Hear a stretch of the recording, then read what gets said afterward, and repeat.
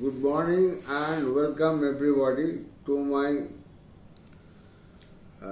lecture session on cardiomyopathy.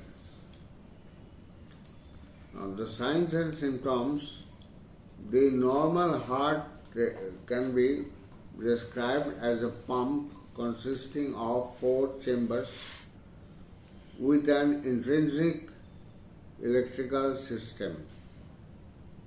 There are 2 systems of interest in a normally functioning heart, the mechanical and the electrical. These systems are dependent on each other to provide baseline functioning of the heart. In times of stress, the 2 systems must have adequate reserves to meet the body's demands. Cardiomyopathies result from a defect in the mechanical system associated with decreased cardiac performance. Systolic failure. As remodeling of the ventricular structure progresses, the associated changes in the mechanics of the mechanics of the heart eventually start impacting the heart's functional result. Systolic failure occurs more often in DCM. Increased end-diastolic volume and decreased ejection fraction result in the signs of decreased oxygen delivery. The body tries to compensate by increasing the heart rate and increasing the vascular tone. Thus, with DCM, the classical signs of systolic heart failure, including cyanosis, cold extremities, and decreased exercise tolerance, are observed.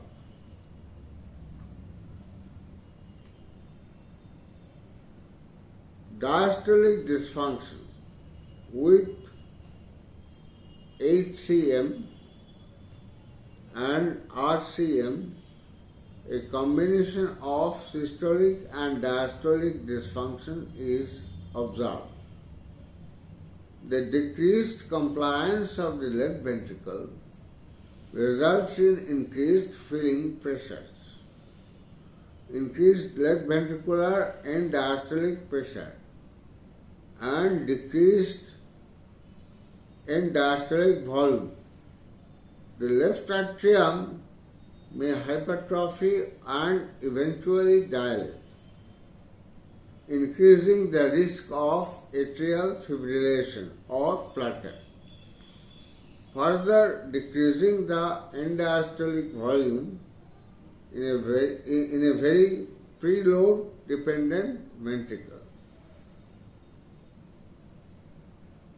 Clinically, the body compensates with tachycardia and increased systemic vascular resistance.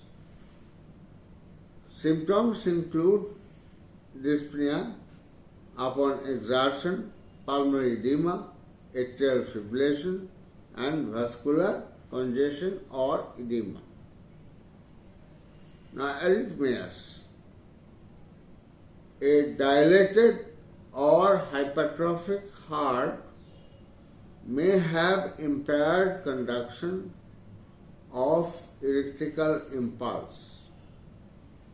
Commonly, patients exhibit bundle branch blocks, first-degree heart blocks, and an increased incidence of tachyarrhythmias. Sudden death is a constant threat to all patients with cardiomyopathy. Left ventricular outflow tract obstruction. With HCM, one must pay special attention to the left ventricular outflow tract obstruction, that is LVOT.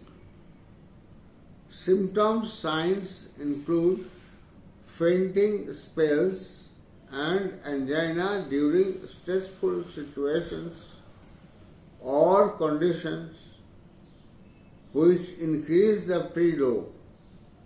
A dynamic hollow systolic murmur is typically heard on auscultation. Echocardiographic imaging usually shows a large interventricular septum. As flow increases, the septum and the mitral valve get pulled together based on the Bernoulli's effect. This causes an obstruction of the outflow tract during systole. During anesthesia, any stimulus which increases contractility or preload can cause hypotension and heart failure in these patients. Treatment options primarily depend on the cardiomyopathy classification.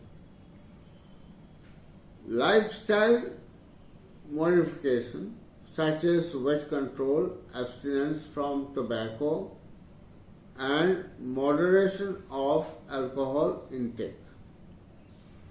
Pharmacotherapy. Emphasis is on ACE inhibitor, potassium sparing diuretics, vasodilators, and digitalis, all of which prevent further remodeling of the heart. In addition, the antiarrhythmogenic therapy is employed. In patients with severe dysfunction, warfarin is utilized to decrease the viscosity of the blood and encourage the flow. It also prevents the formation of clot in a low flow state. The definitive treatment is cardiac transplantation in patients who are not candidates for transplantation or those on the waiting list. Ventricular assist devices can be used. Anesthetic implications. Preoperative consideration. One must define the type of cardiomyopathy present and the patient's functional status. The physical exam includes a thorough heart and lung exam. If the patient has signs of heart failure, the surgery should be delayed until further workup, including the chest films, ECG, and echocardiogram can be obtained.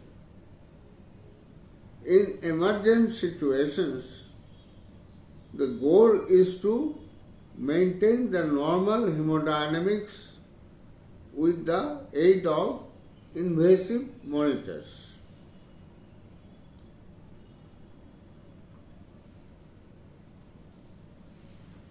an arterial line and a central venous pressure line are the minimum to provide a safe anesthetic in a patient with an unknown cardiomyopathy.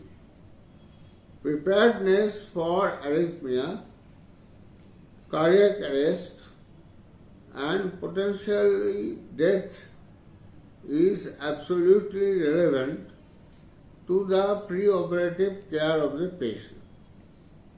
This must be discussed with the patient as well as the care team. Thank you.